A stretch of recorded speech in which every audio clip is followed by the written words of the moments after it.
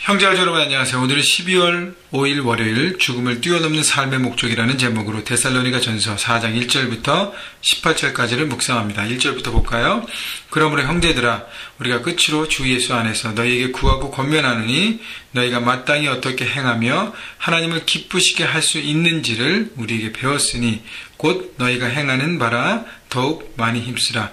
자, 바울은 이렇게 편지 후반에 들어가면서 여러 가지 이제 권면할 부분들이 있는데, 근데 그 가운데 보면 데살로니가 형제자매들에게 많은 칭찬을 합니다. 여기 보면 바울의 가르침을 배우고 너희가 지금 행하고 있다고 얘기합니다. 근데 더 많이 힘쓰라는 것이죠. 왜냐하면 그 행하고 있는 말씀대로 살아가는 삶이 한두 번 하고 말 것이 아니라 지속적으로 더 해야 된다는 것인데, 여기 보면 하나님을 기쁘시게 해야 될 삶의 선택들을 얘기합니다. 그것이 무엇인가? 3절 보면 하나님의 뜻은 이것이 너희의 거룩함이라.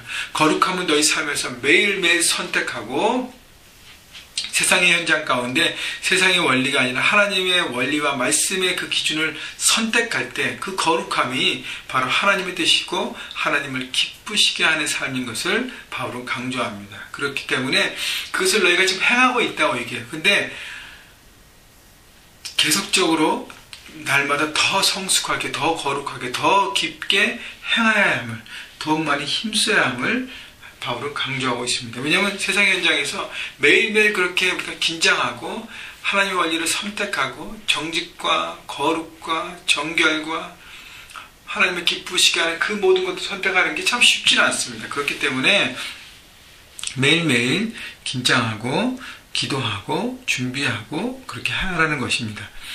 그런데 특별히 거룩함을 위해서 해야 될 부분들을 3절 이하에 구체적으로 바울이 예를 들고 있는데, 곧 음란을 버리고, 그러니까 거룩함을 위해서 첫째는 음란의 영과 대적해야 된다는 것이, 내 안에 있는 모든 음란의 것들, 관계들, 그런 삶의 모든 주변들을 다 버리고 정리해야 된다는 것이죠. 왜냐하면 이것이 데살로니가 성도들의 과거의 삶이었어요. 우상에 절하면서 우상을 섬기면서 우상을 드리는 사람들이 보면 대개 이 바알과 아세라의 신이 되게 많은데, 그것은 다 풍요와 다산으로 이렇게 성적인 어떤 음란과 타락을 요구하고 여자애들이 다 매춘 부고 그런 것들을 즐기면서 자연스럽게 성적으로 문란한 삶을 살았습니다.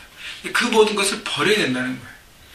근데 버리는 것으로 끝나는 것이 아니라 둘째, 4절 각각 거룩함과 존귀함으로 자기 안에 대할 줄을 알고 가정 안에서 거룩한 하나님의 사람으로 서라는 것이죠. 아내와 남편에게 그런 부부관계에서 더 깊고 순결하고 정직하고 정결하고 충성됨으로 그 관계를 새롭게 날마다 갖고 가면서 의무전에 세우면 자연적으로 뭐예요? 음란, 모든 죄악들을 떠날 수 있다는 것입니다. 그래서 5절 보세요. 하나님 모르는 이방인과 같이 세욕을 따르지 말고. 그래서 성적인 어떤 부분에 대해, 죄악에 대해서 하나님께서 구체적으로 말씀하시고, 그래서 삶의 현장에서 날마다 거룩함을 선택해야 된다는 것. 다음 6절에 보면 이 일에 분수를 넘어 형제를 해하지 말라. 이는 우리에게 너희에게 미리 말하고 증언한 것과 같이 이 모든 일에 주께서 신원하여 주심이라. 자, 형제 자매를 대할 때 거짓으로 대하지 말라는 거. 내 이익을 위해서 그들을 이용하거나 사기치고 거짓으로 대하고 막 하지 말라는 것이죠. 사람은 섬김과 사랑의 대상이지 이용하면 안 된다는 것이에요. 만약에 이렇게 내가 억울함을 당하고 그 사람이 억울함을 주면 하나님이 신원해 주신다는 것은 하나님이 다 대갚아 주시는 카운터 하신 하나님인 것을 알아야 된다는 것이죠. 지금 내가 상대방을 속이고 작은 이익을 취할 수 있지만 결국은 하나님의 카운트, 심판대 앞에 그것은 다 카운트될 부분이라는 것입니다. 그렇기 때문에 하나님의 만나게 하신 그 지체들, 형제자매들 그 가운데서 정직과 거룩을 선택하라고 얘기하는 것입니다. 7절 그러면서 하나님이 우리를 부르심은 부정하게 하심이 아니요 거룩하게 하심이니라고 얘기했습니다. 하나님께서 우리를 부르심의 목적이 거룩함이라는 거예요. 다시 얘기하면 거룩함은 하나님의 부르심입니다. 세상의 현장에서 세상의 원리와 사람들의 어떤 풍조를 따라가지 않고 하나님의 기준과 말씀을 선택하는 거룩함은 하나님께서 우리에게 주신 사명이라는 것을 잊지 않으시고 삶의 현장에서 그렇게 살아가라는 것이죠. 9절 형제 사랑에 관하여는 너에게 쓸 것이 없음은 너희들 자신이 하나님의 가르침을 받아 서로 사랑합니다.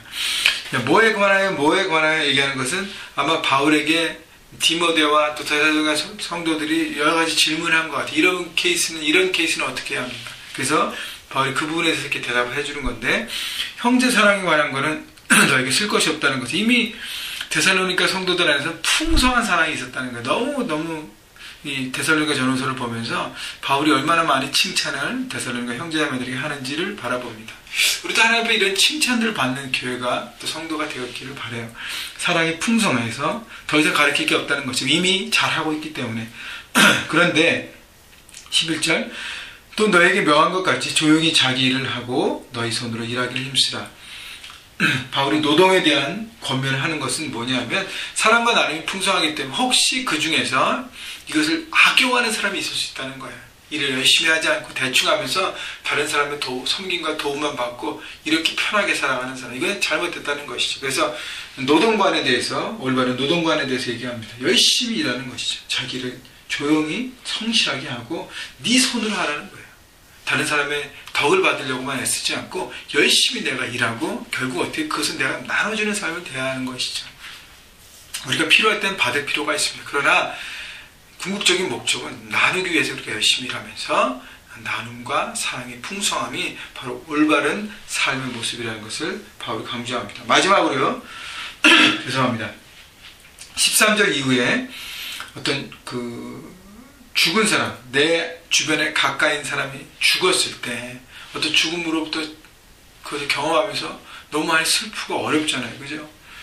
근데 그런 상황 가운데 어떻게 될 것인가는 어떤 소망에 대한 얘기를 바울은 권면합니다. 13절 형제들아 자는 자들에 관하여는 너희가 알지 못함을 우리가 원하지 아니하노니 이는 소망이 없는 다른 이와 같이 슬퍼하지 않게 하려 함이라. 자, 예수 그리스도를 모르고 하나님을 모르는 사람들은 어떻게 해요? 가까운 사람이 죽었을 때 슬퍼합니다.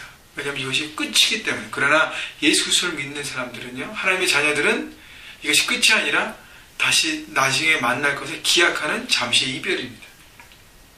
그렇기 때문에 슬퍼할 이유가 없다는 것입니다.